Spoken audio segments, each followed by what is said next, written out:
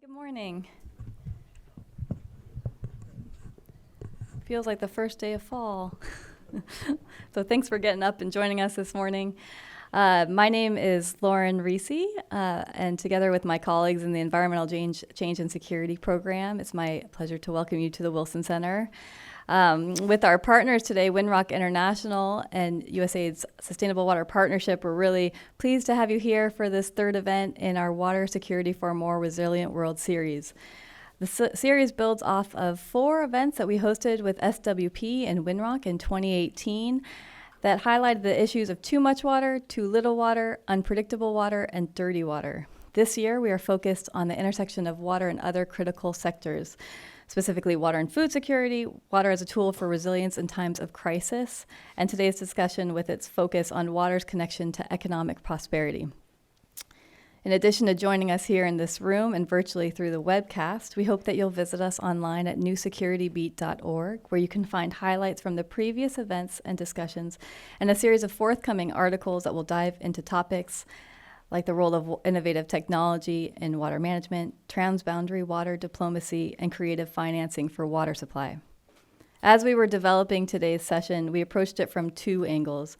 One is looking specifically at the role that water plays in economic development and prosperity. Most people in this room understand that water is critical to agriculture, industry, and energy and health, but today we've invited experts to help us understand better the necessary conditions to both protect water supply for human development and at the same time enable growth.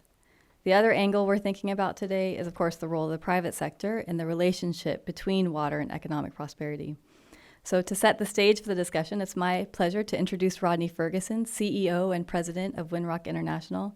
You have a longer bio in front of you, but just a snapshot of Rodney's bio shows a career dedicated to empowering vulnerable populations through his leadership and support of nonprofits, philanthropic organizations, universities, and international aid. Rodney and his colleagues at Windrock International have been really wonderful partners in this series, and we're delighted and honored to welcome him back to the Wilson Center.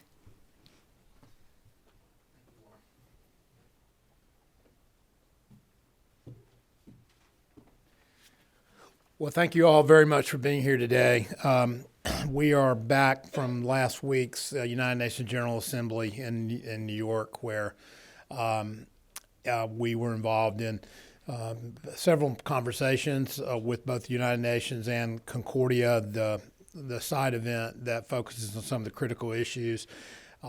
One thing that is clear when you step back and watch all of the activities related to the General Assembly Week, Climate Week, water is the theme that runs through almost everything. In fact, I like to say that water bore our Joan of Arc from Sweden to New York when she showed up in her zero-emission boat, Greta Thunberg. And it was amazing to watch all of the events unfold. I think it was an interesting, but perhaps really an important week when you hear all of the players coming forward, all committing to meeting our climate goals, and as I said, it's amazing how often water is at the center of those conversations.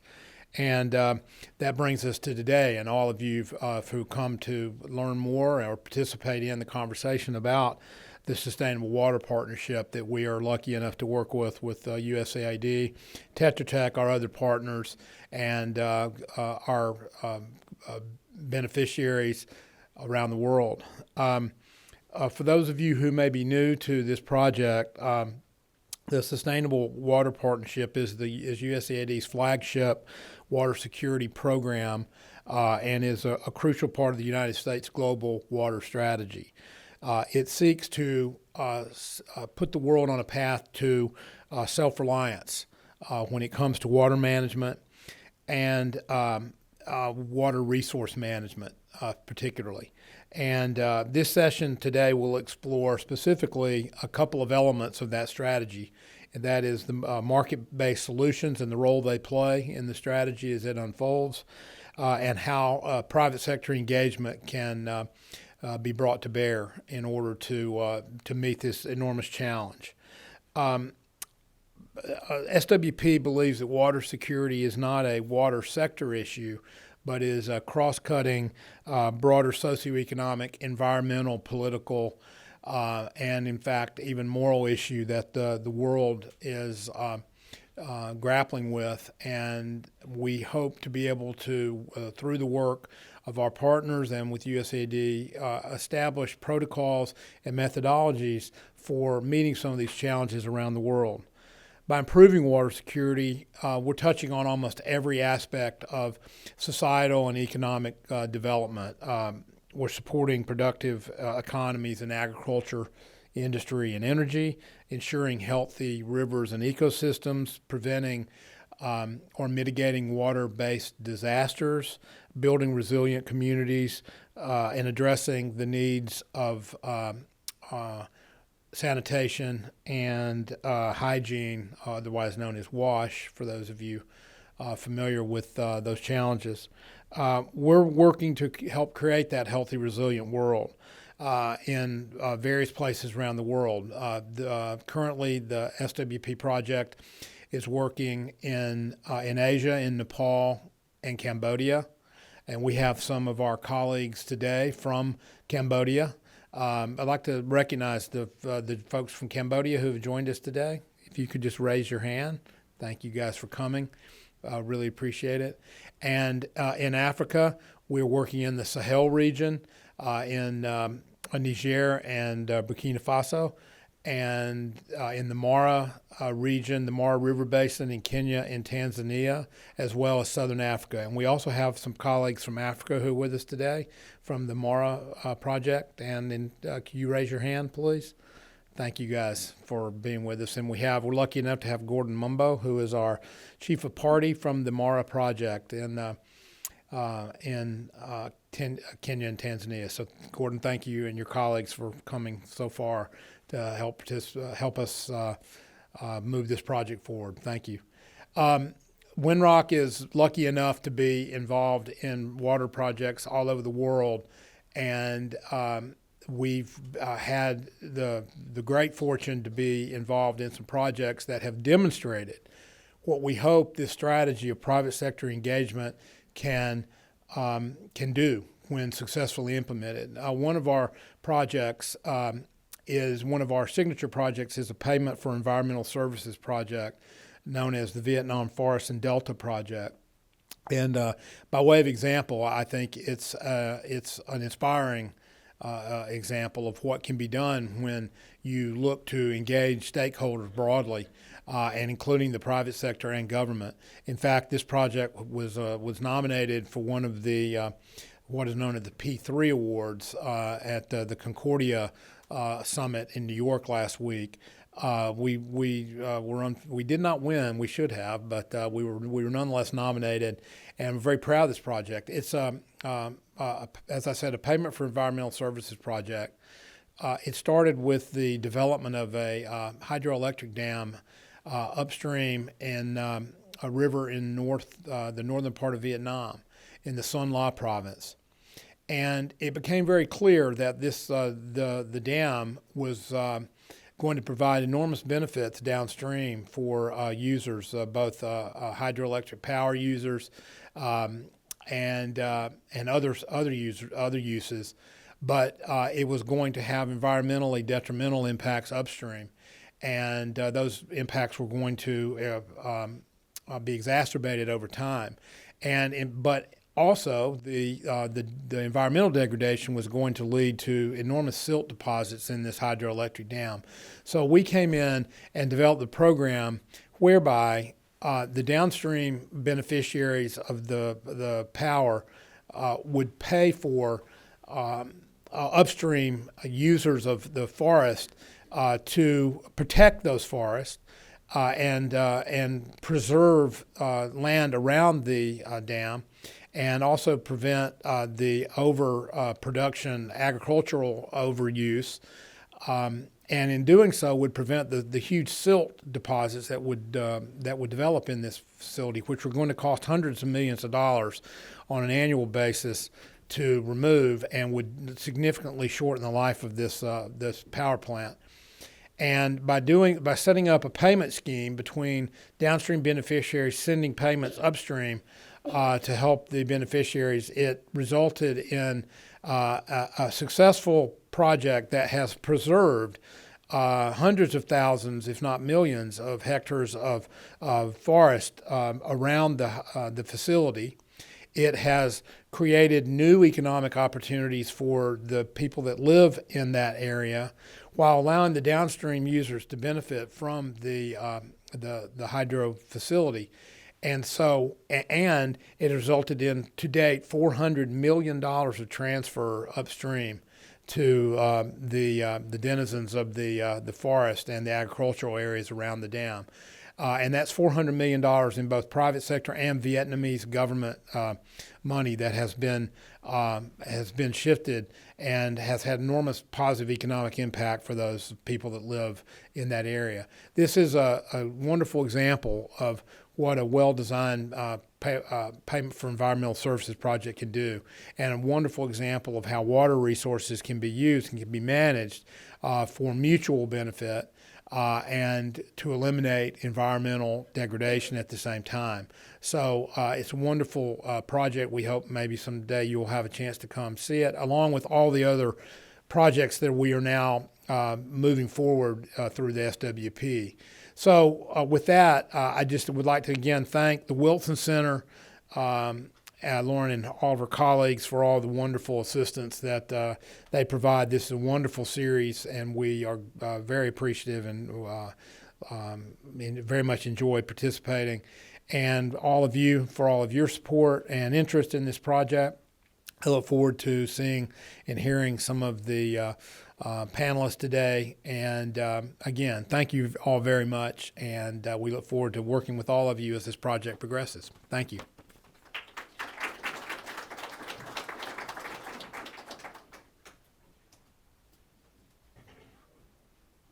All right, I'm going to invite the panelists up to join me at the stage. Let's see here.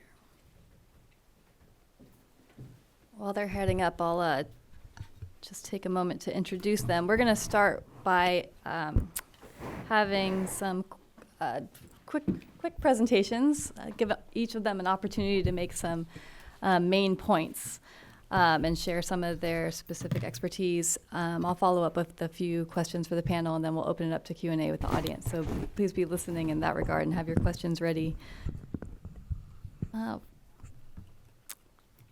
Let's see. Maitreyi, I think we'll start with you. I'm going to go ahead and introduce everybody, though. So Maitreyi Das is a manager in the Global Practice for Social, Urban, Rural, and Resilience, and the World Bank's Global Lead for Social Inclusion. Sam Houston serves as the Chief of Party for the USAID's Water, Sanitation, and Hygiene Finance Project. And Gordon Mumbo, as Rodney just was mentioning, is the team leader for the Sustainable Water Partnership Sustainable Water for the Mara activity at Winrock International, and has traveled all the way from Kenya to be with us here today. Maitreyi, why don't you go ahead and start us off? Thank you so much, Lauren, for inviting me, and a real pleasure to be here. I've been watching a lot of your events, the coverage about them, so it's a real pleasure to be here. Thank you very much. I wanted to start by, basically, since we're talking about economic water and economic prosperity, I wanted to say the fact that I'll be bringing more of the micro level perspective. So two perspectives. One is at the household level, and second is a perspective from the government. So how do governments do this? So very much of the micro demand side and the governmental supply side perspective. So having said that, I wanted to make 2 or 3 points, and then later we could have more of a conversation. I think when we're talking about economic prosperity, I think one of the questions we need to ask is economic prosperity for whom? Mm-hmm. And is it economic prosperity at the national, at the international level, or is it are we looking specifically at economic prosperity for those people who are most likely to be left out of it? And at the World Bank, our focus is really our focus is really the person, the household that is most likely to be left out, the people who are poor, but they may not necessarily be poor. I mean, they may be persons with a disability that live in non-poor households, or there could be entire areas that are left out, which means both poor and non-poor in those areas. And I allude specifically to areas that are beset by conflict and fragility.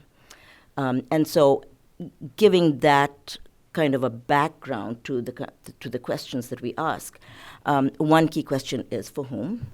And we really do focus on the poorest. So that's one. The second point I wanted to make is, as I was thinking about this, and we were thinking about private sector provisioning and PPPs, I think we need to realize the fact that in the poorest parts of the world, whether they are informal settlements or there are countries and areas that have high levels of conflict and fragility, water isn't necessarily, piped water supply or formal sanitation facilities aren't really a given. And I'm putting that mildly. So informal provisioning is pretty much the norm in many parts of the world, in areas that where the poorest and the most marginalized peoples reside. So once we're looking at informal systems by almost entirely are privately provisioned, except it is private provisioning at the household level. So let me give you an example. In informal settlements where you don't have access to piped water, so it may be a city where there is the coverage of piped water supply is probably at 80% or 90%. It's that 10% that doesn't have piped water supply. What do? So they either use non-revenue water, or they use all kinds of stopgap, make-do measures, such as through tankers, such as through water. If you're lucky, you might have a water ATM. Or it could be basically water from a standpipe that is located outside of the informal settlement. So it's private provisioning regardless of who is providing it. So a tanker could be, of course, that there's the tanker provider that's providing water and people are actually buying it. There are citizens groups that come together, and these citizens groups then make these neighborhood associations for water, and they do many different things. They do drainage cleaning, they do water supply, they do sanitation, and then there's a final point I wanted to make about water and jobs and what happens. How do, for instance, vegetable vendors for a vegetable vendor, water is key because you really need to be able to wash your vegetables to be able to sell them. And so your home is also your workplace. And water then isn't just water for household consumption, it is water for your business as well. And we're talking about small businesses in informal settlements and in areas that are fairly marginalized. So that brings me to my second 2.5 point, which is that when we're talking about economic prosperity, we really also need to consider the role of water in jobs. And water in jobs, agriculture is, of course, the best example of water in jobs. But the people that it's most likely to affect are women who are disproportionately concentrated in agriculture. So of all women that are employed across the world, about 25% are in agriculture. And in many countries in Africa and Asia, the proportion could go up to 60 to 70%. And there is a disproportionate concentration of women in agriculture, in fisheries, and in primary activities that rely, again, disproportionately on water. So there's a second part to it. Now we're not talking about agriculture, we're talking then about water utilities. Okay? And when you think about water utilities, when you're talking about water utility reform, you're talking about all kinds of different things, but what's the extent to which we're also looking at diversity within a water utility, and who gets jobs in the water utility, who's getting jobs in the water sector more broadly. And we've just come out with a report on women in water utilities. My colleague Camilla, who's sitting here, she led that report, and there are copies of it here as well. It's about taking a look at what's going on across the world in water utilities. And across the board, it's pretty much about under 25% of employees in water utilities are women. And it could range from very low, like a 1% or a 2% in some utilities, to other utilities that could be up to 30, 40, 50%. But even the women that are located or are employed in water utilities tend to be concentrated in certain occupations within the water utility. So they could be, they are, again, disproportionately concentrated in things like accounts and admin and HR, and less in technical and managerial roles. So that's one of the big findings of this report, and I would really encourage you to read that. So the household level perspective, it's informal provisioning of water, which is almost always by definition private provisioning of water, whether it is by the household or it is by service providers. And the third is how are we thinking about jobs in water.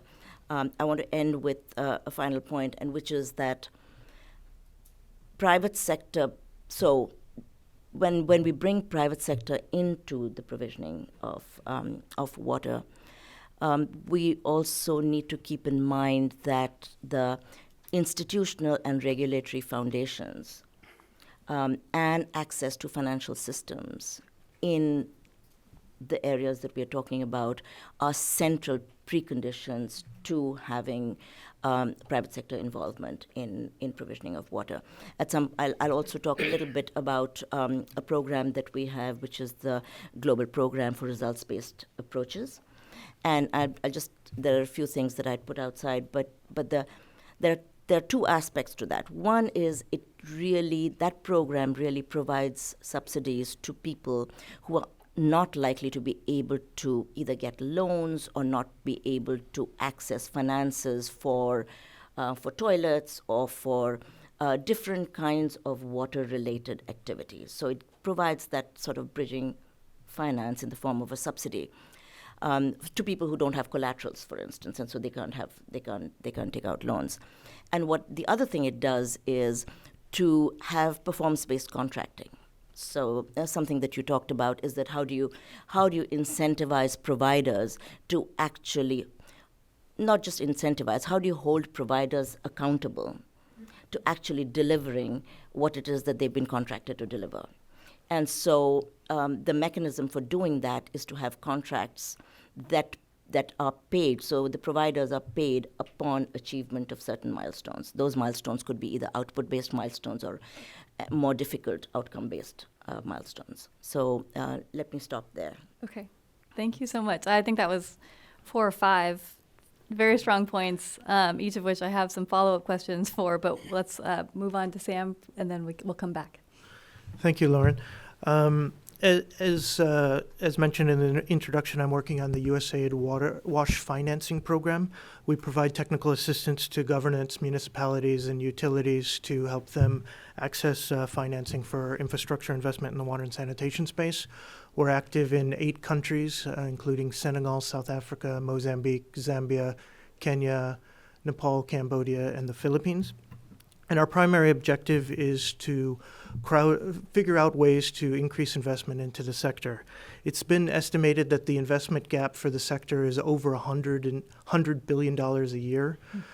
Globally, that's 3 times current investment rates. And so that's a pretty massive financing gap that needs to be closed. It's quite clear that dramatic increases in public investment are going to be required, but also significant increases in expanding of commercial money coming into the sector will be required to meet those financing challenges. When we look at the sector overall in terms of kind of water management challenges on the horizon, they're significant. We see that the era of water abundance is over. There's rising demand. There's growing need in cities. The impacts of climate change are being felt, and we have significant pollution of water sources, decreasing water availability overall. On top of that, in a lot of the countries that we work in, we have weak and fragmented institutions that complicate abilities to invest into the sector. And on the utility side, we often see deficient performance incentives resulting in very low efficiency, limited accountability, and generally poor management. Not the type of space that brings in a lot of willing capital. We do see that there's large opportunities to increase private participation in terms of bringing in capital, efficiency gains, and management skills, but private sector engagement alone is not going to solve all of these problems, and we have no illusions about that. So we think that significant investments required, but also the current trajectory that we're on is untenable for meeting the goals and objectives of universal water and sanitation coverage.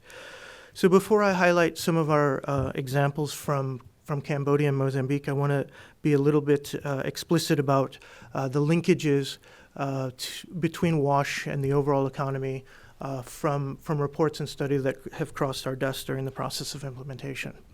The first is a World Bank study on sanitation from 2007, focused on a few East Asian countries.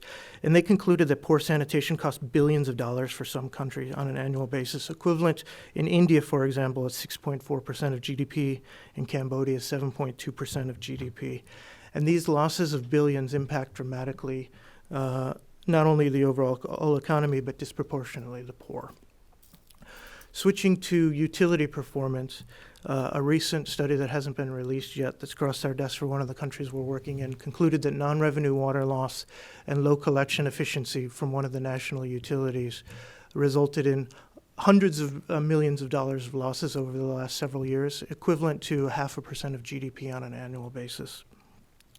And when thinking about water resources, there was a World Bank report from 2016 called High and Dry, which concluded that some regions of the world are going to see growth rates decline as much as 6% by 2050, 6% of GDP by 2050, possibly sending some of these countries into negative growth. So any of these stats alone should keep anyone from a Ministry of Finance up at night, but it also is a significant problem if your overall goal is to try to figure out how to bring more investment into the sector, into a sector that's quite clearly got significant needs. So pivoting a little bit to our implementation experience in Cambodia. Cambodia is a country that has over 500 private water operators, serving nearly all small towns outside of the capital and the 14 largest provincial capitals, which are served by public utilities. These private water operators have dramatically expanded service coverage in Cambodia over the last several years. However, they operate in an unclear licensing and regulatory framework, which creates risk for those making investments, but also inhibits private operators' ability to make longer-term investments. So WashFin is working with these private operators to help them formalize their business license, to update their business plans, and to produce loan applications that they take to local financial institutions for lending. So far, we've supported these operators to submit over $1 million worth of applications, which has resulted in $250,000 of investment, and we have potentially another $3 million of investment into these private operators in the making. So this is fairly small compared to the overall need, but we think it's based on a model that's financially sustainable, based on local institutions, and scalable in the long term. Pivoting to another example from our implementation in Mozambique. In terms of the overall context, following decades of neglect, Mozambique has approximately 130 small-town water systems that have been completely neglected and need full rehabilitation and to put back online. The government of Mozambique has established a delegated management contracting system for private operators for about 40 systems, but this model is based on the need for public investment. However, the government of Mozambique doesn't have sufficient funds to roll out the public investment required to rehabilitate these systems. And not only is there a deficiency of funds, but there's limited technical and managerial capacity to operate all of these systems that need to be brought back online. Plus, the current legal framework doesn't incentivize or even really allow for private investment into infrastructure that has largely been in the public domain up until now.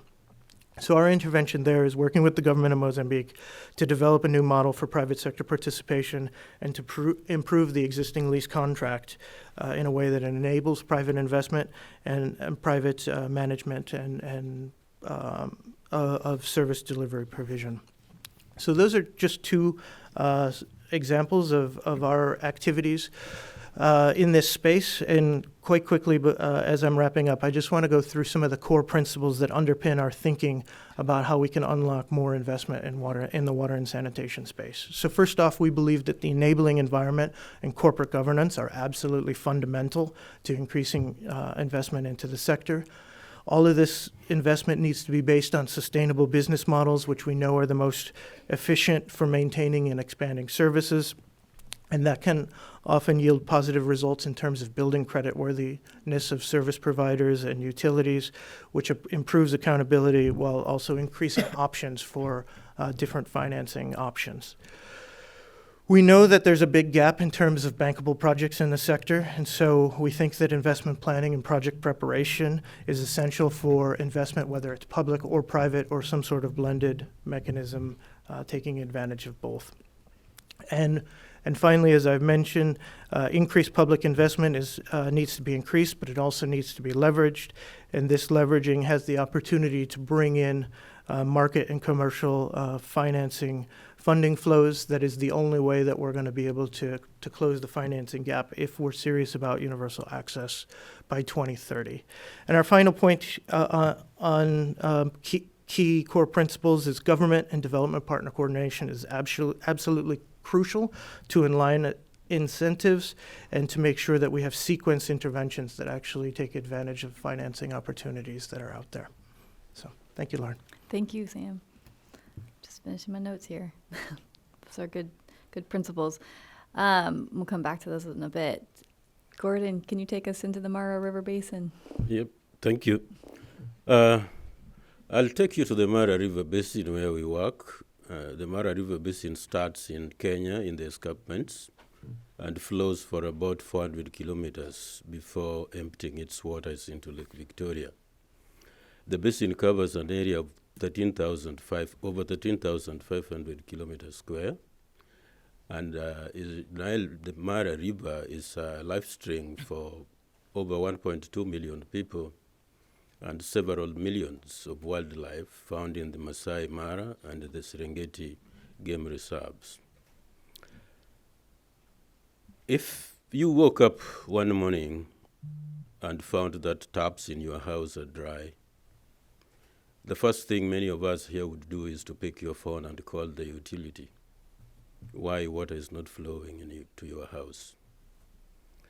If you live in the Mara Basin, and if you woke up and found the water pots are empty, you have no utility to call. The only call you make is to grab one of the containers and walk down into the river to get the water, because they do not have the privilege of piped water in most of the cases.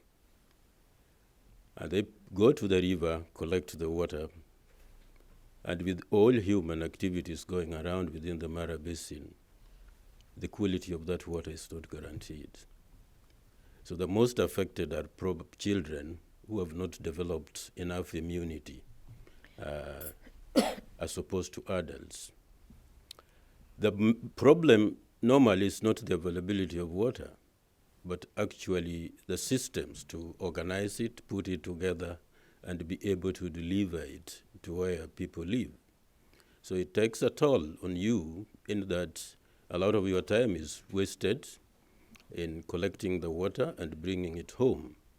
And probably the water will make you sick, so your health is affected by that.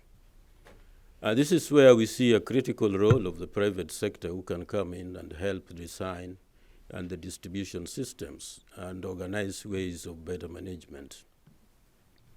Upon bringing the water home, that is not the end of the struggle that people go through. The next thing one would think once you have the waters home is food. Where are you going to get the food? So food production becomes critical. And with the rainfall variability that is taking place in that part of the world, the food production is becoming tricky. Rains don't fall at the time when people were traditionally used to. And when it falls, it pours for a short time and probably not useful for farming activities. So for food security to take place, people are going to move away from rain-fed agriculture into irrigated agriculture. For irrigated agriculture to take place, water must be guaranteed, so water security becomes critical. This is how water security is going to influence the life of people who live in the Mara Basin. Why do we need the private sector to come and help in production? The private sector would bring more tools and modern thinking, modern technologies that go into food production and efficient use of the water, as opposed to traditional methods that people have used in the past, like the flooding method in irrigation. The environment has to be set right for the private sector to come in. So the governments and the communities need to play a role in setting up enabling environments that would attract investment. People in the basin can no longer rely on rain-fed agriculture, both in Kenya and Tanzania, because the experiences are quite expensive, where you plant, and at the end of the day, you don't get much production. The other element is population growth. And the population growth, the main economic activity of the people in the Mara Basin depends on agriculture. As agriculture is dwindling, more youth and young people are moving into urban centers. And as they move into urban centers, there are no jobs in the urban centers, not just causing strain in terms of looking for jobs, but also causing strains on the utilities, who are also struggling, utilities that are providing services in terms of water. As more people move into the urban centers, they will need more water. And that water probably is not there, it's not organized, and in some places the systems could be too old. And this is where, again, the need of private sector becomes critical in terms of bringing experiences and efficiencies in mobilizing resources for that activity. But as I've said, the environment has to be set right to attract investment for the private sector to come in. The other element that is also taking place is the demand of water is increasing, and the population is increasing. And with the increasing population, the desire to get more land for agriculture production is also increasing. This is leading to destruction of some of the catchment areas. So if these catchment areas are not going to be conserved, then the guarantee of flowing water in the Mara River becomes a problem. So the most efficient way of making food production in the minimum acreage is desired, and particularly growing the right crops, probably moving away from traditional crops that use a lot of water. If you read most of the articles about the Mara River, the greatest challenge in the Mara River now is siltation. This siltation is coming from the rangelands, just because the rangelands that were previously used for agricultural production are now being changed into farmlands. And as they change into farmlands for the desire of people to produce enough food to keep them alive, it results also in siltation. And the rainfall pattern and variability, now it rains for a short time in heavy torrents. When it rains, it pours, sometimes not very useful for the farmers. And it picks all the soil, and this end up in the river and eventually into the Mara wetlands, which is down in Tanzania. As a result of that, the wetland is also expanding. People might think there's a lot of water, but what is actually taking place is that there's siltation taking place in the wetland. And as a result, the little water that is there is spreading. And that one is also covering agricultural land that people previously used for food production. So it comes again boiling again into bringing in efficiency into all human activities along the Mara Basin. And if we don't think only on the human beings, the Mara Basin is the ecological zone that hosts some of the greatest wildlife in the world. You have the Masai Mara on the Kenyan side and the Serengeti. I'm sure many of you have read the migration of wild beasts across the Mara River. That is a very exciting occurrence. So Mara needs to be conserved in the best efficient way, not only to sustain the life of human beings, but also the life of the wildlife that is there. As we talk of journey to self-reliance, the key pillars that I see are critical for journey to self-reliance are going to be around health, water, and agriculture. Access to clean water in good quality contributes a lot to good health. So the water that people get access to need to be in good quality and in good quantity for people to sustain good health. And the water needs to be available. And that's why the water security comes in. That is not just about abstraction or exploitation of the water sources, but what else can we do to ensure that that water is available and what is there is also conserved for human beings and other development purposes. Agriculture, hungry people are hungry people. They need food. And we have to produce enough food to be able to sustain life. So more investment in terms of bringing new methods, new ways of producing food in a more efficient way. I see this as going to be the critical pillars in terms of journey to self-reliance. And at the same time, the economic well-being of the people in the Mara Basin depends on the water security and the Mara River continuing to flowing. I'll stop there for the moment. Thank you, Gordon. So there's a few threads that have come out across each of your presentations. I wonder if you could talk about, Gordon touched on the rural to urban migration and the important roles that cities. I appreciate the cheering. So I wonder, you've written about this, the importance of addressing urban flooding through a lens of social inclusion. So thinking about how, and the reliance on informal means of distribution of water, right? So can you talk about what happens in a city when the city and service providers and the private sector take steps to reform systems so that they're more inclusive and that they're providing access to clean water to the population of, like, the growing population of a city? But how can they take those steps in a way that doesn't undermine the people who have been relying on the informal systems, but it is also more inclusive of people with disabilities or women or children, the other marginalized populations that aren't necessarily the poor populations? Yeah, thank you. So I'm not going to touch on migration per se, but specifically in terms of flooding in urban areas. And we're just seeing a lot more flooding in general and a lot more flooding in urban areas. And there are two sort of broad categories of the way floods happen in urban areas. One is just chronic flooding.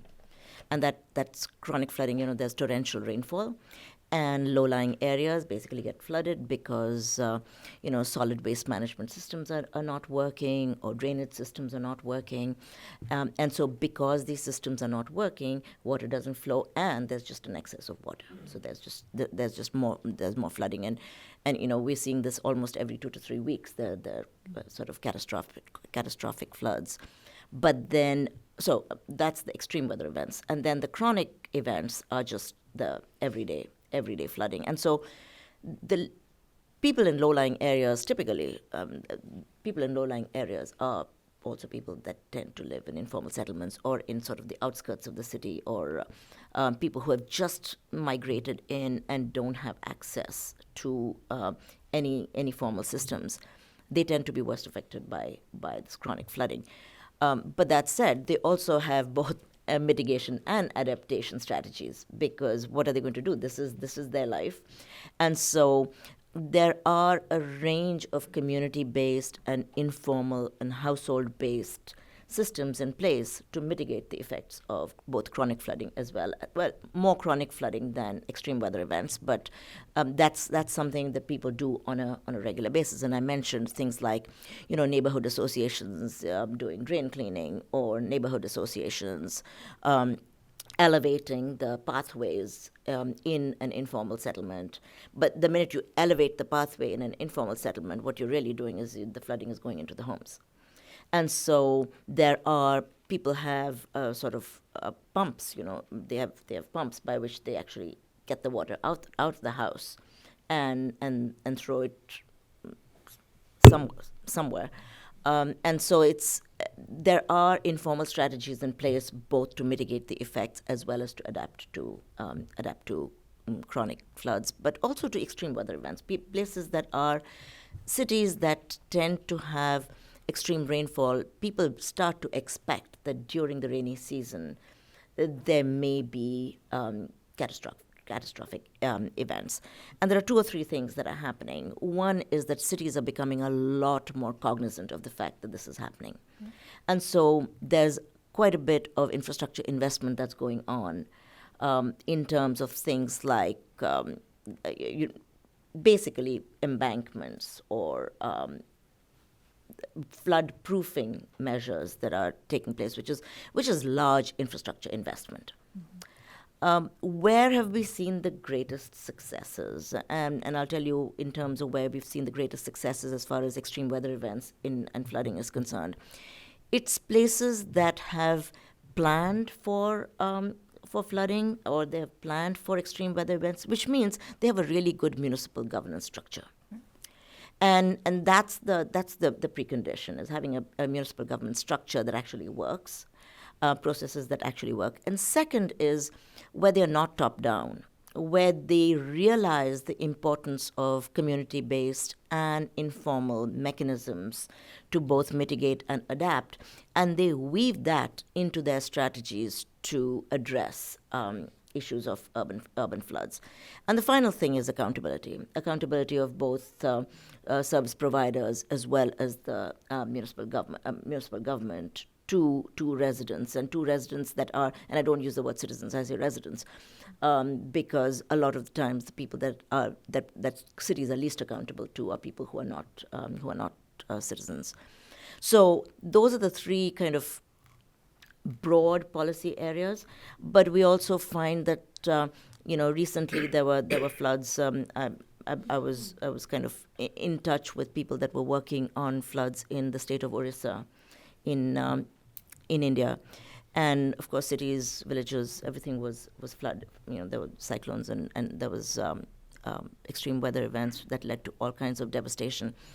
And what the state did was to bring in both the private sector as well as the telecom sector as well as social media, essentially all actors together to be able to do both the evacuation and then the addressing the immediate aftermath of it. So the immediate response and then of course the rehabilitation.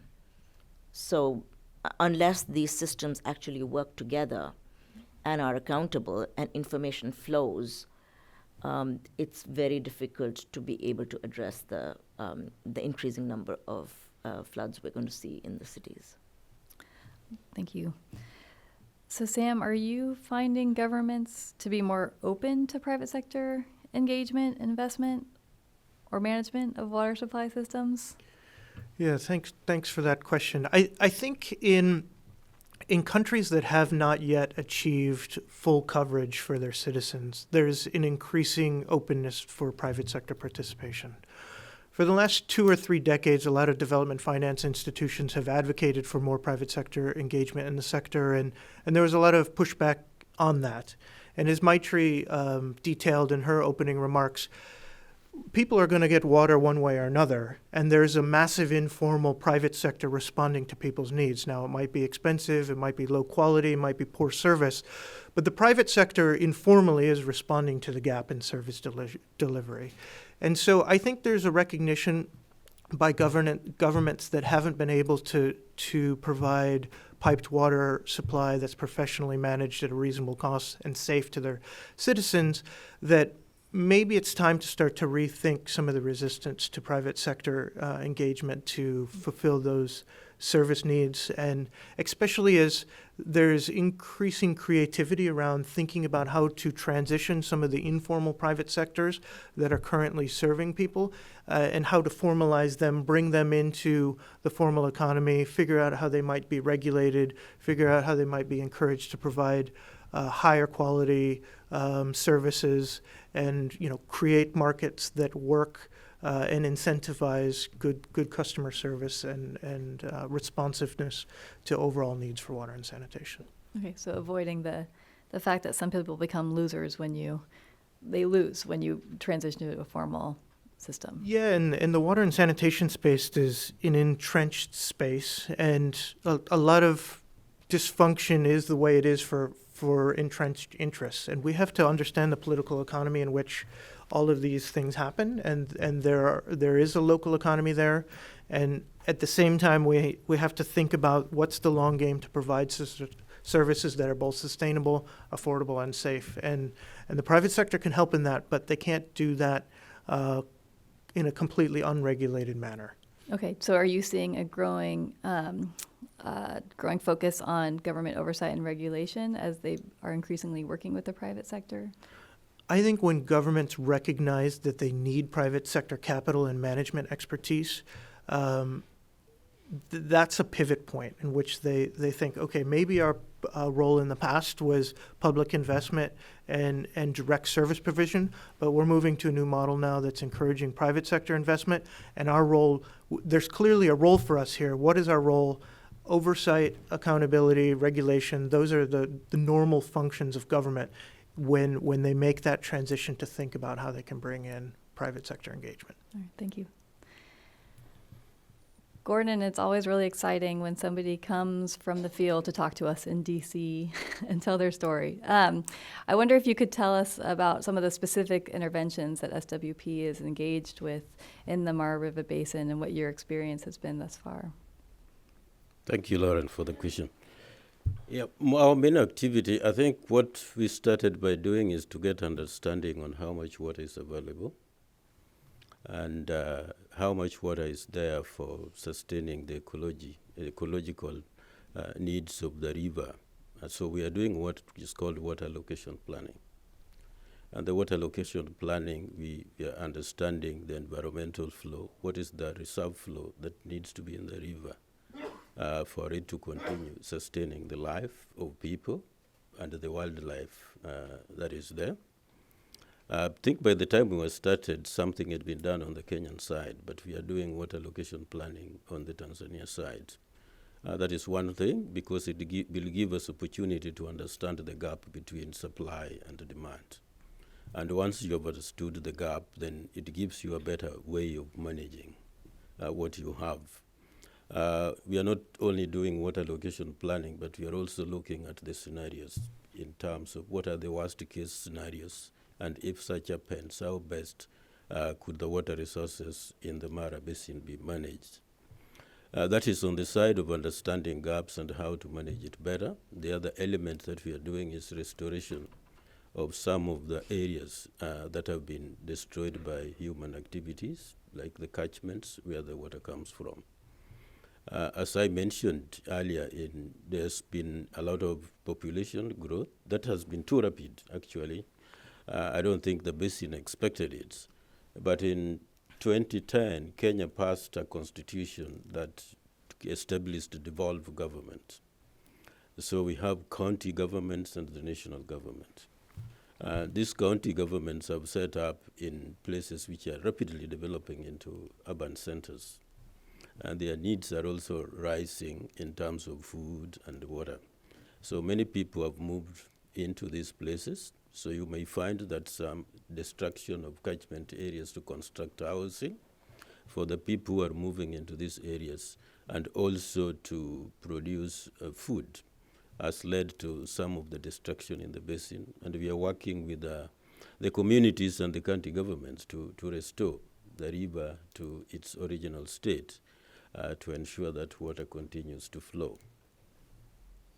Those are some of the intervention. We are also looking into aspects of how can people access better quality water that they use and reduce the amount of pollution that is resulting from human activities. If you Google and you get a map, on the upsides where the Mara River starts, there's a lot of tea growing in the escarpments. And growing tea also comes with its challenges. Tea is considered to be a tree, but in terms of soil cover, it's very poor.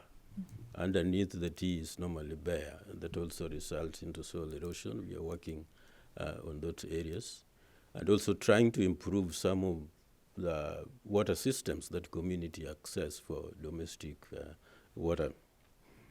We are also involved ourselves with working with the utilities to make their service deliveries more efficient in bringing issues of customer satisfaction.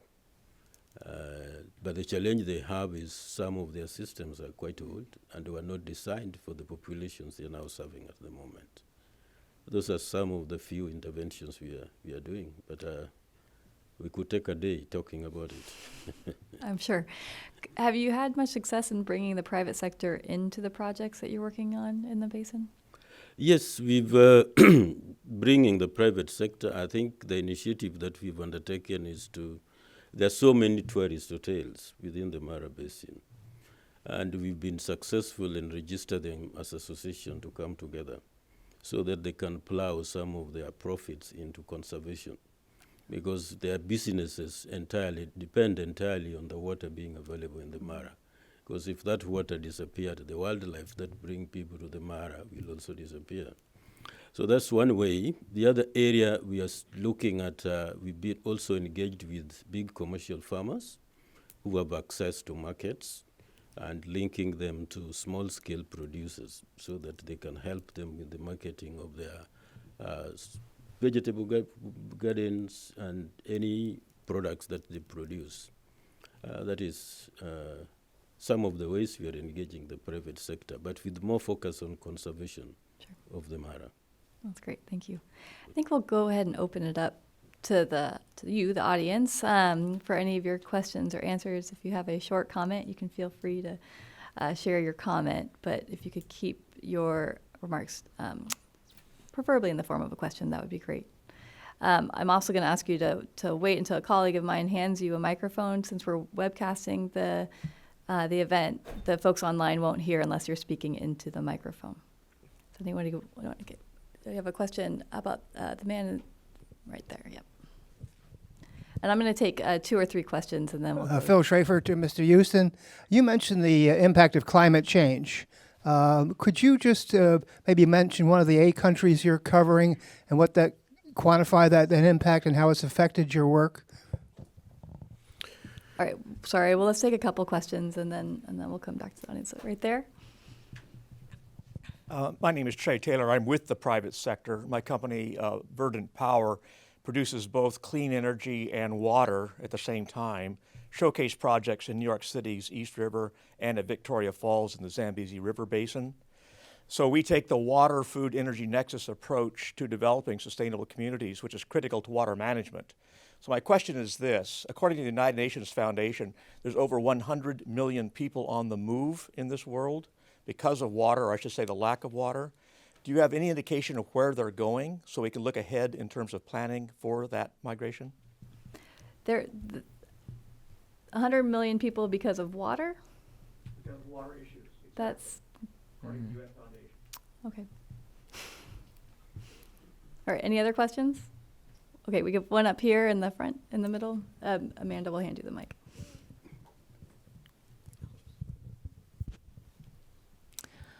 Piper Campbell, my question is on quality of water. And Gordon Mumbo, at the end of your remarks, you mentioned paying attention as well to quality of water. I wanted to ask, I guess, all three of the panelists, to what extent you're sort of differentiating across the water supply between the needs for potable water and the needs for perhaps less high quality water for other purposes. And it strikes me as we think about things like the purchase of bottled water, that's very much a personal response to a need for higher quality drinking water. And across the various projects that you're all working on, what beyond and as alternatives to bottled water, what do you see as other approaches to meeting a need, a demand, a differentiated demand for potable water versus other types of water?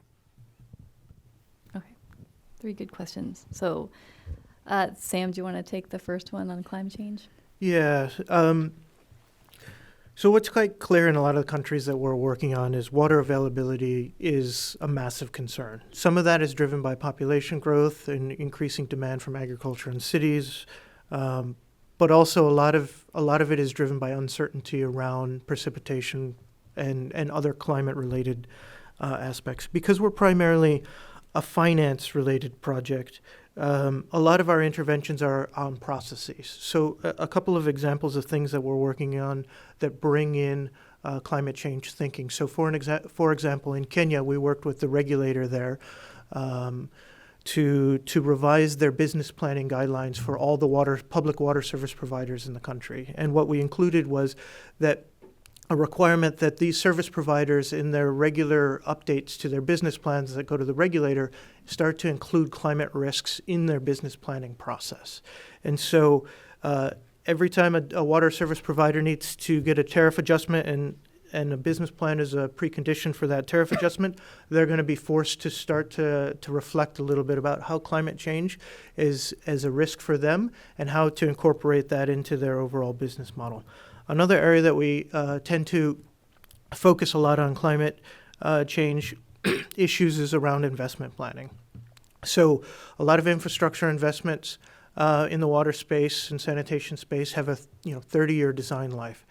The climate outlook in 30 years is uncertain for a lot of the utilities that we're working with, but we're trying to encourage them to think about not just business as usual, what is their future going to look like 2, 3, 4 decades down the line, to bring in aspects of climate smart design and thinking around their investments, think about how they might have flexible designs put into their systems so that they can deal with unanticipated shocks to their system resulting from uncertainty in the climate overall. So those are a couple of examples of the types of things that we would engage on around climate change. Great. Do any of you want to respond to the question about migration? I mean, I think the thing with migration is that it's fairly complex, right? People move for political, social, economic, demographic, environmental reasons that are interconnected and hard to disaggregate. So I'd be interested to see the report from the UN Foundation. I think that it would be hard to, we know that extreme weather events can impact a population and have them move, but they often move back, right, after the event is over. But so I'm sorry to interrupt, but I'd like to hear your thoughts on that as well. Well, as you say, migration is complex. In some places, people are migrating into urban centers in expectation of getting better services. But they do regret when they arrive there that those services are probably not better than where they are coming from. I've seen mostly around Lake Chad region in West Africa. There were a lot of movement of people from around the basin in the lake into hinterland when the water in the lake reduced significantly. But you would find that most of the people are normally pastoralists or small-scale people who practice small-scale agriculture. It's difficult to define where they move, but most of them tend to move in places. I've experienced more with the livestock keepers. The livestock keepers normally move away to find pasture and where water is more accessible. And especially the Maasai community that we work with, they move more often looking for water. If it dries out, they move to the next place. But the general population that is moving, I think it would be interesting. I've not been able to look at that report that the UN has written in terms of defining where people are moving to. But you find that movement could be continuous. They move from point A to B to look for water, and when there's water back in point A, you will find them moving back. Right. Did you have anything? I don't have a lot to add as far as the migration. I haven't seen the report. I don't know how it was that number came to be, but I mean, there are two kinds of migration. Depends on how you classify it. Is it voluntary or involuntary? Is it a push or pull? Is it cyclical? Do people go back? What's the extent to which people go back? Essentially, people migrate because of opportunity, and they make trade-offs when they migrate. So it's a tough without really knowing where that's coming from. I think I just wanted to add to the question on climate change, where we certainly see that our business at the World Bank has been very affected by the pressures. And there are 2 or 3 ways in which that's affected. One is that we're seeing a lot more demand for emergency interventions, emergency projects. And that's kind of, it comes completely unexpectedly. We kind of have a sense of which areas are more likely to be affected. And, you see that for small island states, for instance, you do see that's the case. So, and which means the reallocation of funding towards places that are in an emergency situation. So that's one way in which we certainly see the effects of climate change. The second is that a few years ago, the World Bank made it is a requirement essentially for every project to be able to say what are the climate co-benefits that project has to offer. And how do you calculate those co-benefits? That's been quite a bit of work around that. And there is a target for the projects that need to have climate co-benefits. And then a third area in which we have really been investing a lot is on research, and on research on all kinds of aspects of climate change, and especially in the areas that we work more in, areas that are financed by the International Development Association, which are basically the soft loan window, and they tend to be they also tend to be areas that are the low-income countries, low-middle-income countries, but then there are a couple of double or triple whammies that happen. What happens if the area is already fragile and then there's an extreme weather event? What happens to the interaction of already existing societal and state fragility with a climate-related event? Right. So those are sort of really intractable challenges, but we're seeing them just much more often.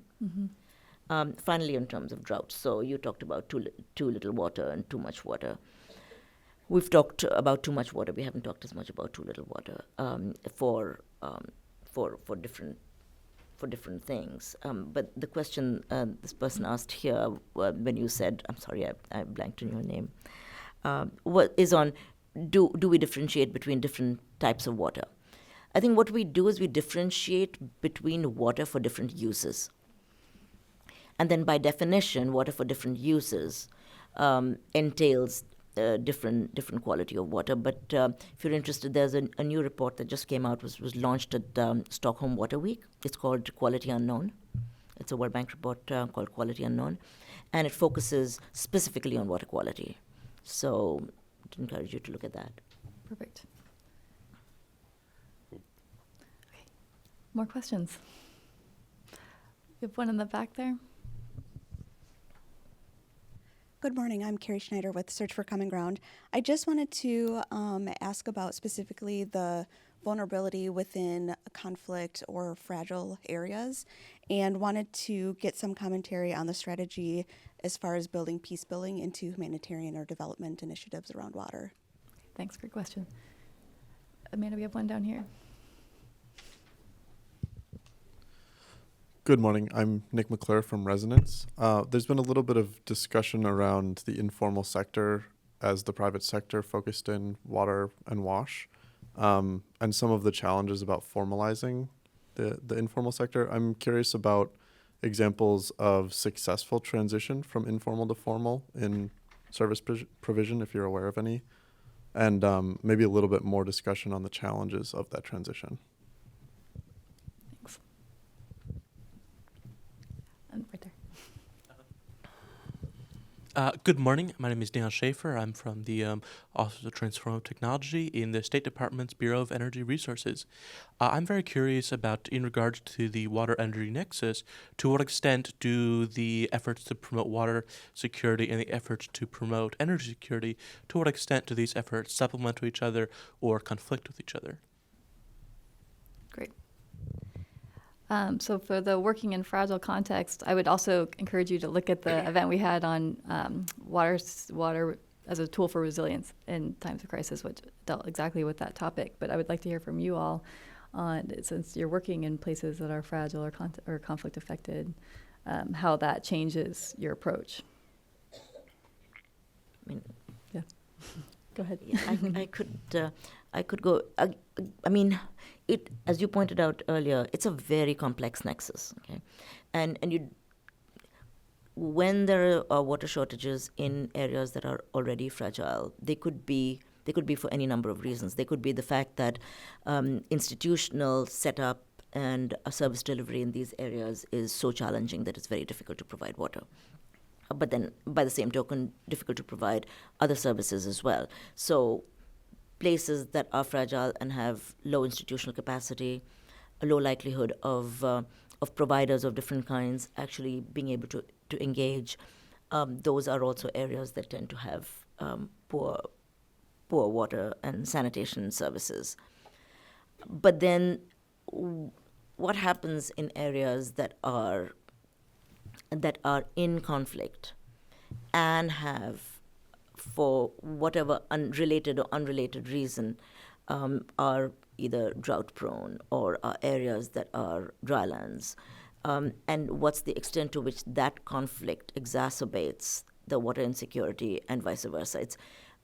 I really don't there's no linear connection in my view between water scarcity and conflict. I mean, I think that the two are related, but I think there's a lot of the narrative that talks about that. I would hazard to say that narrative kind of goes a little bit on the Malthusian side, which I really try to pull back on that. But I think that it's a very complex interaction. But I think it's much more constructive is the question that you had, which is on how do you use water for peace building. And there are several examples of basically transboundary water associations that are also peace building associations. There are entry points to using the dialogue on water in the dialogue for peace. But again, the linear connection really isn't there. I think it's a very, in tough environments, which are both ecologically fragile as well as politically fragile and have societal fragility. All of these nexuses are all connected. Okay, that's a contradiction. All of these connections are connected, and so I think that I wouldn't want to oversimplify the complexity of it, but I also don't want to make it sound so complex that there are absolutely no solutions. I think that there are lots of engagements ongoing, the Nile River Basin, all kinds of other large transboundary water initiatives are. There's actually this Women for Peace that are focused very much within the transboundary water movement that then bring people together around a river and talk about, because that river is going through countries and states that are in conflict. So how do you use the river to actually make it a a symbol of peace rather than a symbol of conflict. Yeah, maybe just to add something about the conflicts. I had the experience of working in the Nile Basin Initiative, working with 10 countries to bring them together around water. And working in the Mara now, one area that I see is the water allocation planning, letting people get an understanding on how much water is available within their river basin and what they can do with it. And particularly the water managers, the communication, the link between the water users and the water managers, if information is shared adequately during the time of scarcity, the users are made aware that there's scarcity now, we need to reduce some of the unnecessary uses of water. Getting an understanding on what you have in your basin and how you are going to manage its use at different points. That is one way where you could improve and avoid conflicts over water. But water is one thing that really brings people together, discussions around the water. But I'm talking of my experience at the Nile Basin. I think the way we probably did not do well is getting people to understand how much water is available to sustain their life and what level of development can they do with the extra water. And having this communicated and understood properly by all stakeholders, that could help in the reduction of conflicts over water. Thanks, Gordon. All right, let me take a. Well, and actually, I should put a plug in. We have a whole interview with Sam Houston on newsecuritybeat.org about his experience on working in fragile contexts with water. Okay, so I'll avoid that You question. can do like the short. No, you can do the shorter version. But I'll excuse me. I'll try to answer the other two on examples from transitioning informal to formal. So actually, both of the countries that I mentioned in my opening remarks, Mozambique and Cambodia, have examples there. Mozambique, the predecessor project to this one, worked a lot with the government of Mozambique to figure out a legal framework to formalize informal providers. And at the time, there was about 800 informal providers in the greater capital area alone, and I believe about 400 of those have been formalized now. And then likewise in Cambodia, there's also a structure for licensing. That's not a national level effort. It's a decentralized effort. So what we see is, there's different approaches depending on which province you're on. And I guess the theme that I would like to bring out here is that there is systems in countries. These two examples are the ones that come to mind for us in terms of licensing. What I haven't seen a whole lot of is the next steps, moving from licensing to actually setting up performance standards, really kind of enforcing minimum standards and regulating to ensure safe and affordable services. So there is movement there, but there's still a lot of work to do. And then on the energy nexus question, what we see time and time again when we're looking to assist utilities with business plans, the place that it makes most sense for them to start out immediately is around efficiency gains. And you can usually find those efficiency gains in reducing non-revenue water losses, improving collection ratios, and energy is usually the third or fourth item to look at there. And with decreasing costs for alternative energies like solar in a lot of the countries that we're working in, it seems increasingly possible to have new and creative thinking around energy, doing energy audits, looking for cost savings, and figuring out how to have vendor finance to bring in those alternative energy options and cost savings and reduce carbon impact into the climate as well. So there's a lot going on in the energy space, and I think the water sector is probably a little bit slower than other sectors to take that on, but there's positive movement in the right direction. Just wanted to make a point on formalizing informal or informal systems. So there are many ways of doing it. Of course, having a regulatory structure and enforcement, but there's also a political economy of that. And there's a political economy of informal providers. For instance, water tankers. It's sometimes they call the tanker lobby. In more extreme situations, they call the tanker mafia. But they are there are people who really don't want to necessarily be formalized. They will resist the formalization. But it's not just tankers. There are many private providers who have sort of unbridled access to a market that they do not want to be able to, and there's a vested interest and then gets created in the informality. So there's the vested interest in the informality. And so formalization of some of these informal provisioning has to take place through a political process as much as a regulatory process. Maybe just to add something on the formalization.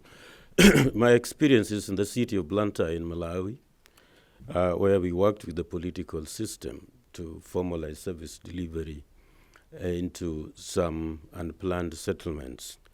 And what happened is, together with the politicians and the municipal council, we organized people into groups, and they became bulk purchasers of water from the utilities.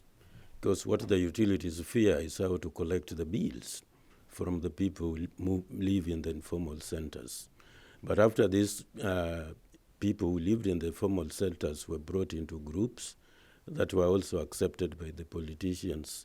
They built kiosks, and they became bulk purchasers of water from the utilities, and how they collected bills from their colleagues was much easier. They understand each other better. The challenge was, after the formalization, they cut off the tankers. That was a problem, and the tankers worked very hard, almost every day, with the utilities to make sure that water does not flow. But when that was discovered, it was solved. So one way is organize them into group and make them bulk purchasers from the utilities, and the distribution within the settlement, they can do it on their own. That's great. Thank you. Anything else to those questions? No? I would just add one thing. For the question about peace and fragility, you could look at there's a Lake Chad climate risk assessment that Adelphi did out of Berlin. It was a follow-on to the G7 Commission's work on climate and fragility. And so they did an assessment of the Lake Chad Basin to see how climate connected to fragility and conflict.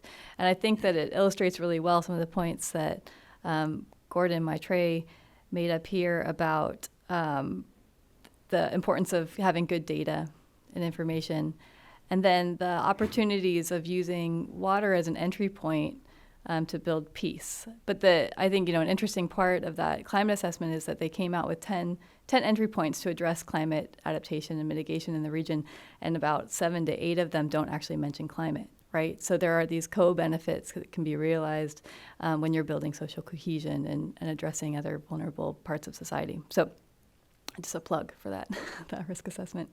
Are there more questions? Okay, this one. Right. Thank you very much. I'm a freelance journalist. My name is Rita Jerona Adkins. I would like to ask a question that has not been touched on, which is livelihood.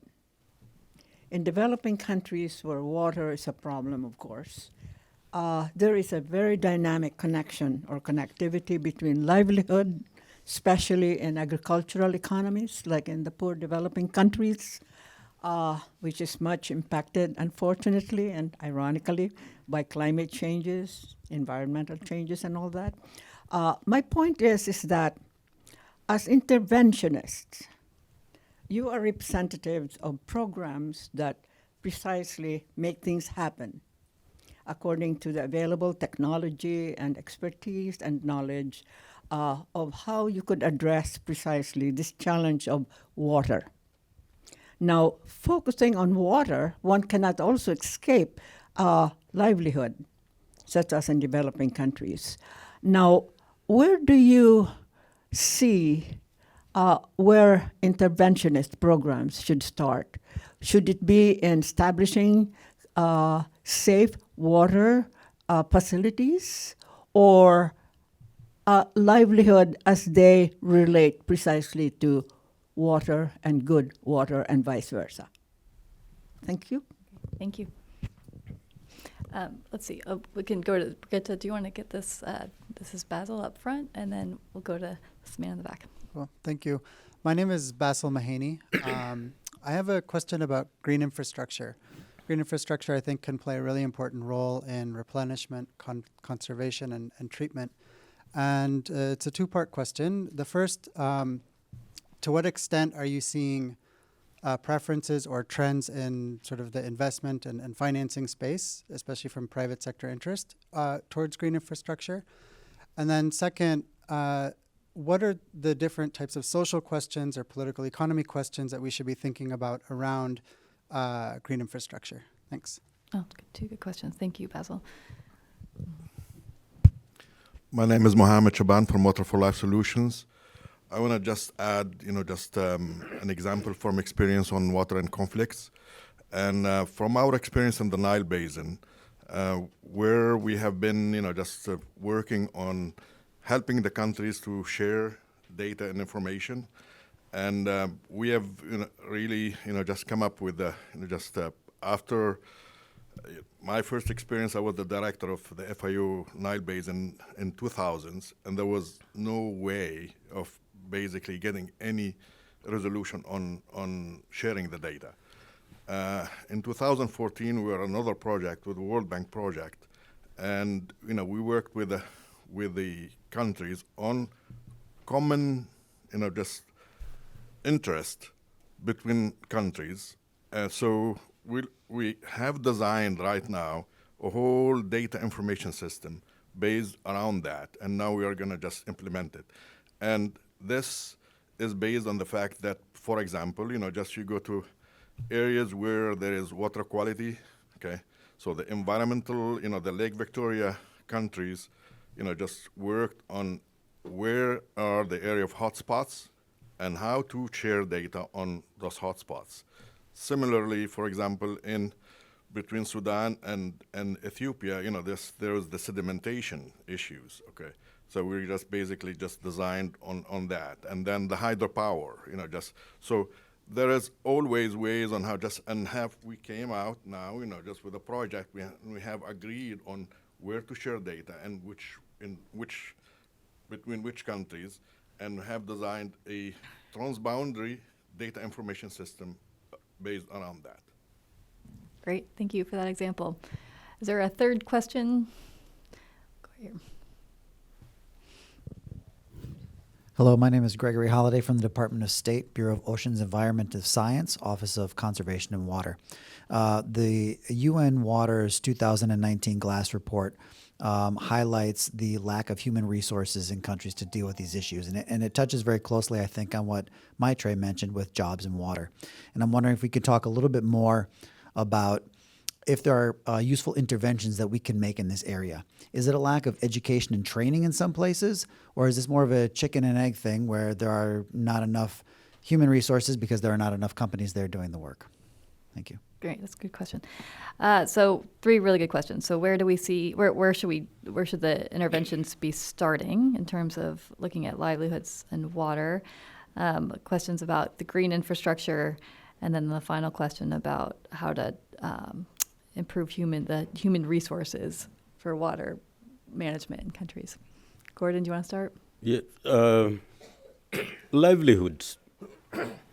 I think our experience when it comes to conservation measures, you would find most of the destructive activities are as a result of livelihoods, people looking for livelihoods. So what we are doing in the Mara Basin, after several discussions with communities, we are looking into alternative livelihoods that can sustain people. Because if you ask people, why do you cut down trees? They say, oh, we want to burn charcoal and get money. Then how can we look at the alternative livelihood that will stop them from cutting the trees to burn charcoal and get another form of livelihood? The other aspect is, while we are clearing land so that we can produce more food, how can we work with them in order to get food that do not occupy a lot of lands? Or in agroforestry, how can they integrate agriculture with livelihoods? And one aspect that we've discovered in the Mara River Basin is the beekeeping. Actually, the demand of honey is too high, and if people keep bees in their forests, They will be harvesting honey and selling, and they will not be cutting down the trees at all. So it's a matter of going down at community level and talking to people and getting an understanding why they do what they do and what is the alternative for that. And definitely, if you are thinking of water conservation, you need to address the livelihood issues first, even water quality is affected by human activities in search of livelihoods. So if you start with the livelihood discussions and agreeing on what are the alternative livelihood options, then you can be able to conserve the water and also improve the quality of the water. Good examples. Okay, I'll try to take, a couple of questions here. So the first one on green infrastructure. So I would say in a lot of the countries that haven't achieved universal access so far, the focus is largely around trying to improve efficiency and rolling out service delivery to everyone. And so as a result, I think thinking about a bit more holistically about the watersheds that they're relying on and green infrastructure is often a little bit further away. So I wouldn't say that there's a trend there, but I think that as there's increasing crises, I'm thinking of the Cape Town water crisis in South Africa. There's more open-mindedness to thinking about these types of things. I think there's a lot of good models coming out of Latin America that are at least beginning to be discussed in sub-Saharan Africa as potential models to replicate. And the experience from here in North America is the best time to make those investments was always 40 years ago. And it's only going to get more and more expensive when it comes to green infrastructure. And so hopefully those lessons are being conveyed before some of these urban areas continue to mushroom in size and the opportunities to make green infrastructure investments aren't there. And then I wanted to take the other question on jobs in the water sector. So I was in the Philippines about a year and a half ago and was discussing with some government officials reviewing their master plan, which had a very large focus on rolling out wastewater treatment plants, initially in the capital and then to larger secondary cities. And one of the comments there was, we don't have enough sanitary engineers in the entire country to roll out this plan. And they had a 50% subsidy going towards these wastewater treatment plants ready to move, and nothing was moving. I think that this space is going to require, things like wastewater treatment plants that don't have commercial returns aren't going to bring in a lot of commercial investors. And so it's going to have to be driven with public investment, but you have to start somewhere. And the public investment has to drive forward and to create a market. And the private sector will respond when there's opportunities, and students will respond when there's job opportunities. And so some of these things that aren't commercial in nature, but required for stable societies with healthy populations and growing economies, public investment has to drive some of these things, but societies will respond if the incentives are in place and there's a stable stream of opportunities to respond to. That's great. Thank you, Sam.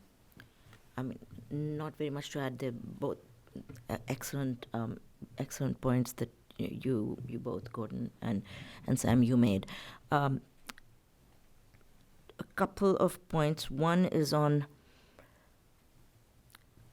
skills. So the point that you made about not having enough engineers, but then it goes across the entire gamut. If we are looking for alternative livelihoods, for people to sort of move out of sort of water-heavy, water-intensive livelihoods, we also need to invest a lot more in skills. And we need to invest a lot more in skills that are marketable skills, which then begs the question: what's a marketable skill? So where's the job market? And there are 2 or 3 ways of thinking about that. If we're thinking in terms of people transitioning out of water-intensive agriculture or sort of climate-negative agriculture, then are we investing enough in promoting non-farm employment, and are we creating the conditions for greater entrepreneurship, both in rural areas as well as along the entire rural-urban continuum, and those are, I think, thinking about these issues as a whole, and unfortunately, because we do think in terms of silos, it's the jobs people that think about jobs, and then the water people that think about water, and making that connection. And it's not easy because that's how ministries are ordered. I mean, the skills ministry doesn't necessarily think about what are the human resources that water needs. So to give an example, in general, engineers, certain kinds of engineers, it's just they're just countries that aren't producing as many engineers because there aren't as many engineering colleges, because there aren't enough engineers who are teachers. So I think that there's quite a bit that we need to think about in terms of skills. But I can't resist this one point where we find that there are countries where there are female engineers. So countries in Middle East and North Africa tend to produce a lot more female engineers than do other countries. But then when it comes to getting the jobs, they don't necessarily get jobs that are commensurate with the skills that they've acquired as engineers. And so you would find that they would be more likely to be in public sector utilities as engineers. But then they either hit a glass ceiling, or in terms of the job that they do within the utility, they tend to be then again concentrated in. You may be an overqualified person in a water utility that isn't necessarily using your skills. And then there are places that just don't produce engineers. But it's more to human resources in water than engineers. I mean, you need the entire gamut of skills. So yeah, I mean, I don't want to belabor the same point, but I think that's a really important point, to be able to think about jobs and water as a continuum, and not just formal sector jobs. Yeah. I mean, and I'd mentioned this earlier in my intervention. It's not just formal sector jobs. There are the vast gamut of informal sector jobs and trades that rely on water, and that's where issues around water pricing, the allocative efficiency, but also the allocative equity of water really comes into the picture. So who's getting the water versus who needs the. So is there what does equity look like? What does per capita usage look like within a city, but also across cities and across countries? Right. So yeah. So I think really the issue of per capita usage is something that we need to probably take into cognizance, not just for water, but for the economy as a whole. Are there examples from those countries in the Middle East and North Africa that are producing more women engineers? Are there lessons to be sort of learned and applied elsewhere? You know what how I'm they're going to doing do? that? Yeah. Can I ask Camilla? Sure. Because she's Brigitte, just can you produced please, this report, and I wouldn't want to steal her thoughts on that. Thank you, Maitre. Thank you, Lauren. So, I mean, in the report, we looked at 4 stages of employee life cycle, right? When utilities hire employees, they need to first find a good pool of candidates. And that's what usually we are hearing, that we don't have enough candidates. We don't have qualified candidates, both men and women. In some countries, that's an issue. So that's a big challenge. But then even when women or men are there to be hired, there's also a challenge of retaining them. And I think that's something that in the report we found, that women tend to leave at higher rates than men. So I think my lesson would be, like, one suggestion is just look at this holistically. So look at the candidates and skilled candidates in STEM, making sure that women and men graduates have access to these jobs, but then also look at what happens after. Do they have the same access to getting promoted as managers, getting the same access, and are they staying at the same levels? Yeah, interesting. Thank you. Yeah, probably what I could add is it's not really the shortage of the people, but opportunities for enable people to relearn. When you get from an engineering school, proper good internship process that would enable you to learn new technologies that are available in the field. I think that the internship program is what is lacking in some places where engineers can be exposed to new ways of doing things in line with the changing environment. That's a great idea. Thank you. Okay, another round of questions. One up here. Thank you. My name is Polycarp Mgoje. I work with the Sustainable Water Partnership Mara activity. Yeah, my questions are just look at the results-based financing or commercial financing, which I think Body and Sam had been involved in.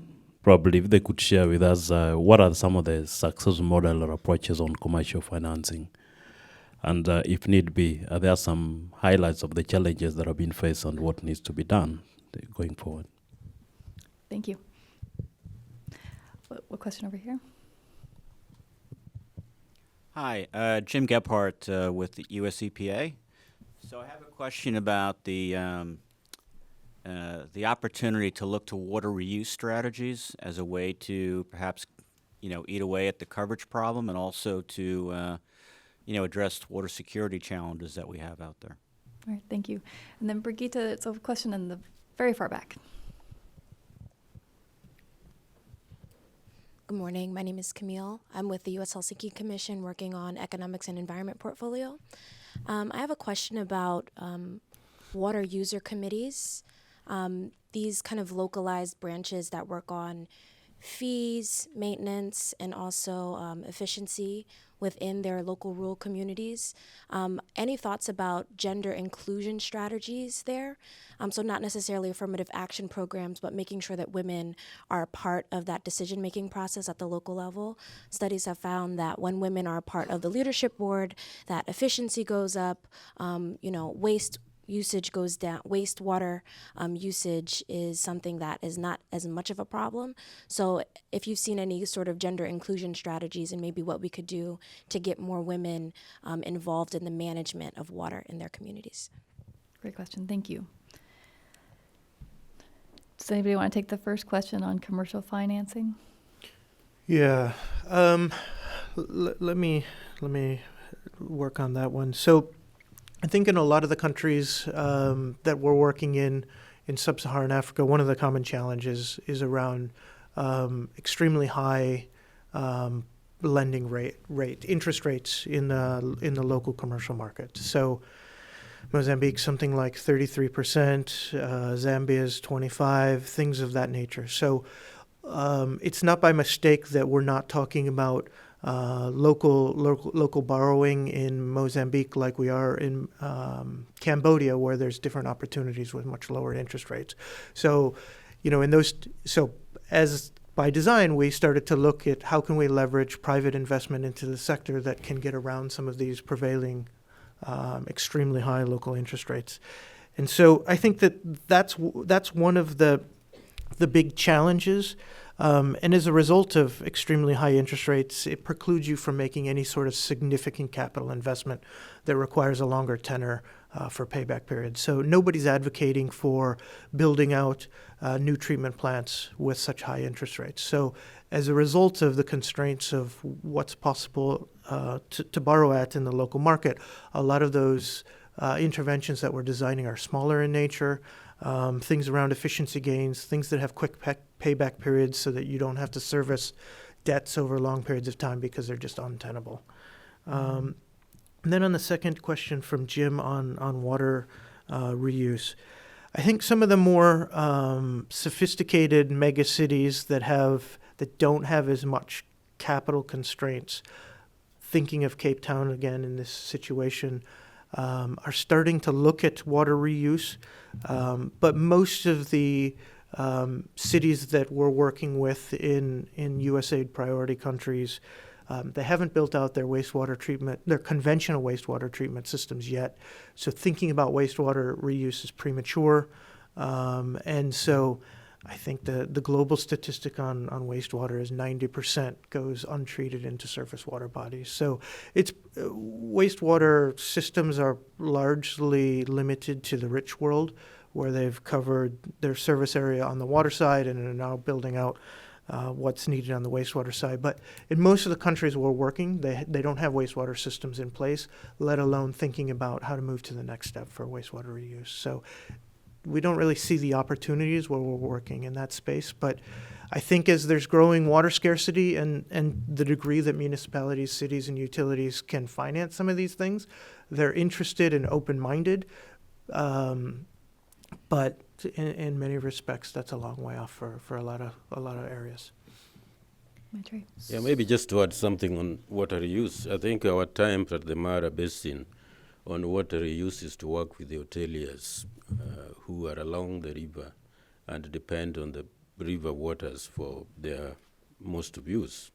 I think our first step was to have them registered as an association, and then self-regulation, so that most of the water that they use and eventually return to the river is reused in many of the processes, and most of the hoteliers have the capacity to do that, and they're recognizing the savings that they could realize by doing that.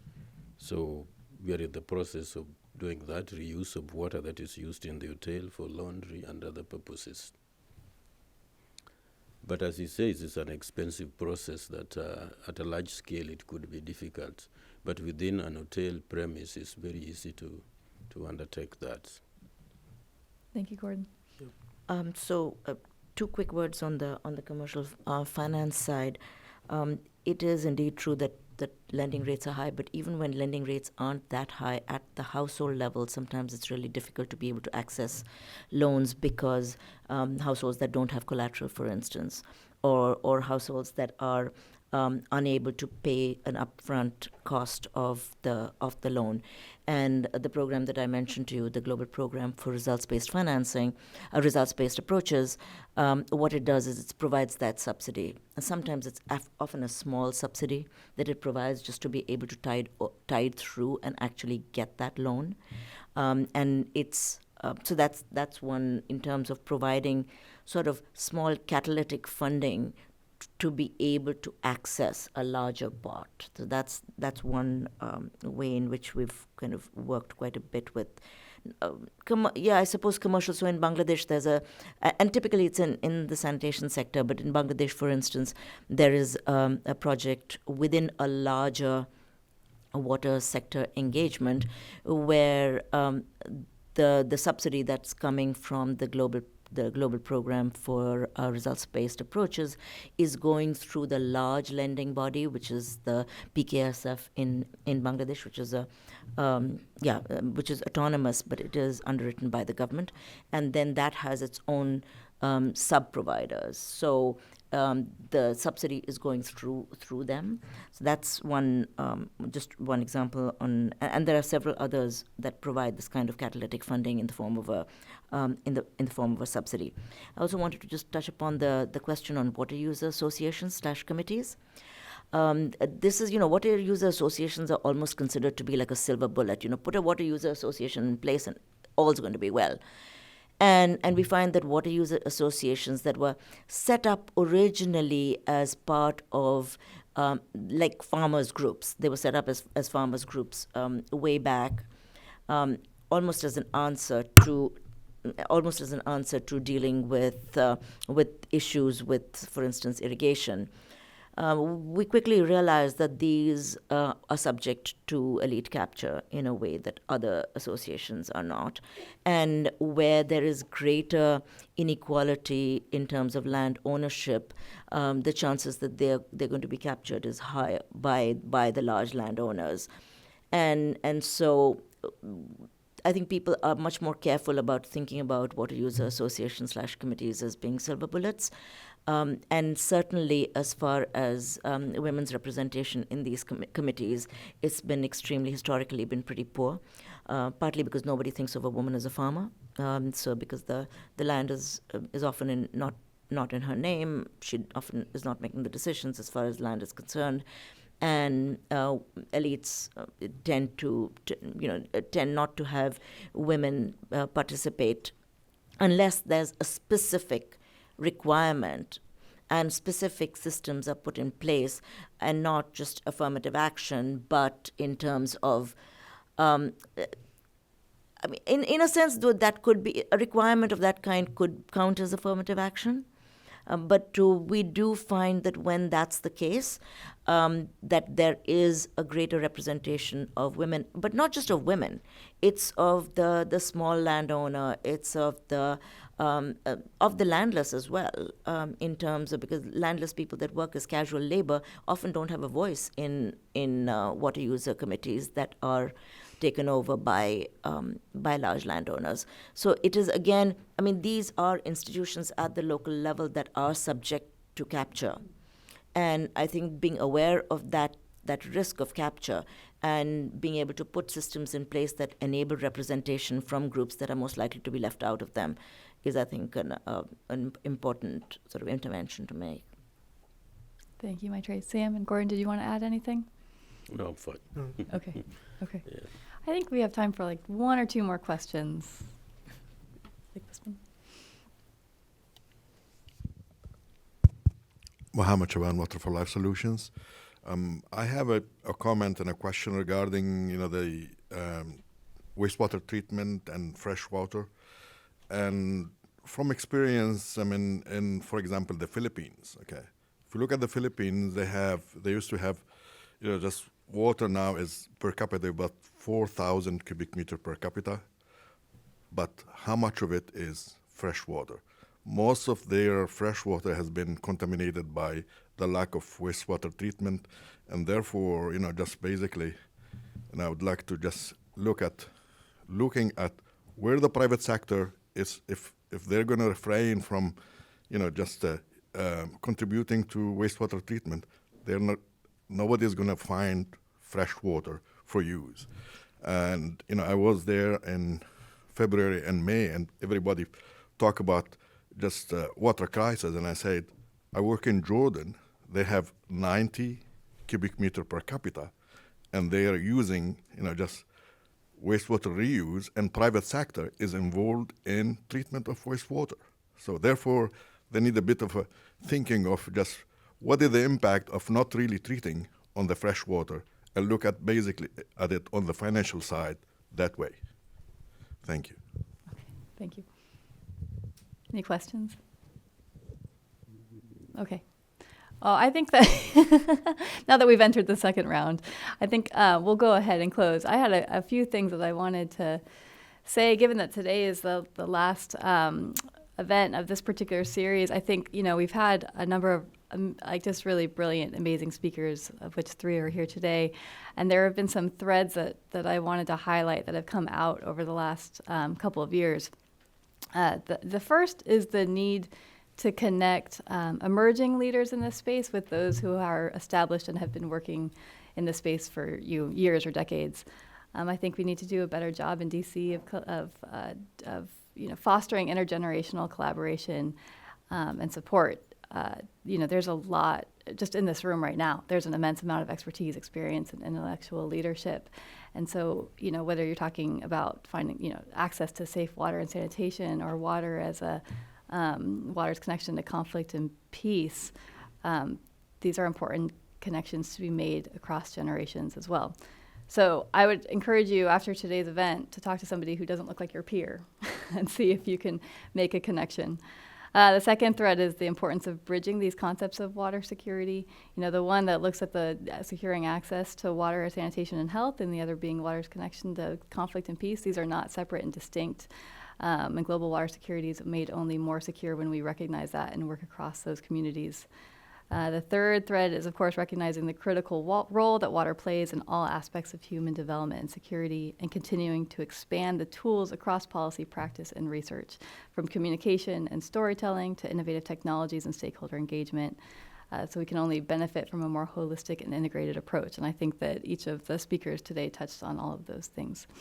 I want to thank Rodney and his colleagues for their wonderful partnership on this series, and a huge thank you to our panelists. Please join me in thanking them for their wonderful remarks today.